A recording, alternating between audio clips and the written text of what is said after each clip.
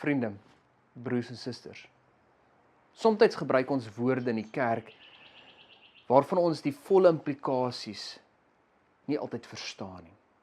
Een so woord is losgekoop. Ons is lief om te sê, God het ons losgekoop. In Engels sê ons, God has redeemed us. Nou die woord in Hebreëus vir losgekoop of redeem is gaal. Vandag wil ek hierdie belangrike teologiese term verduidelik aan die hand van Eksodus 6 vers 6. Hier lees ons van 'n gesprek tussen God en Moses. En God sê aan Moses, ek sal die volk loskoop. Ek sal die volk bevry van slawerny. Nou om hierdie uitspraak van die Here ten volle te verstaan, moet die mens ook Eksodus 4 vers 22 gaan lees. En daar word gesê dat Israel God se eersgeborene is. Israel vervul 'n spesiale plek in die hart van die Vader. En omdat Israel so belangrik is vir God, is hy bereid om Israel se verhaal te betree. Omdat God lief is vir Israel, omdat God genadig is teenoor Israel, is God bereid om die prys te betaal.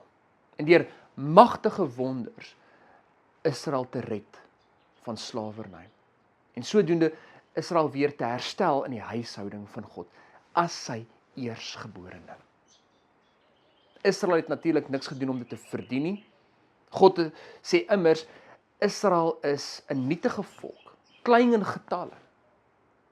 Maar tog, omdat God lief is vir hulle, omdat God 'n genadige God is die Here bereid om hulle te red, hulle los te koop.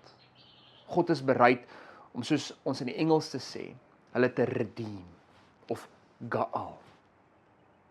Net so vriende, kan daar van ons gesê word dat ons slawe is, slawe van die sonde, slawe van die dood.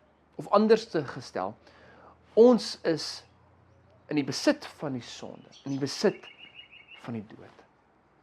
Maar omdat God 'n liefdevolle God is, 'n genadige God is die Here ook bereid om die prys vir jou en my te betaal. Aan die hand van Christus en die bloed wat hy namens jou en my vergiet, word die prys betaal en word ons ook losgekoop. Gaal. Nadat Israel bevry is van slawerny, ontvang hulle ook later die 10de gebooie of die wet van God. En moet hulle uit dankbaarheid op 'n sekere manier lewe. Die vraag is, hoe antwoord jy vandag op die feit dat jy ook losgekoop is, vrygekoop is, nie meer 'n slaaf is nie, maar werklik waar nou die eiendom is van God. Jy is ook nou soos Israel 'n eersgeborene in die huis van die Vader. Mag elkeen van ons met liefde antwoord teenoor God en ons naaste. Amen.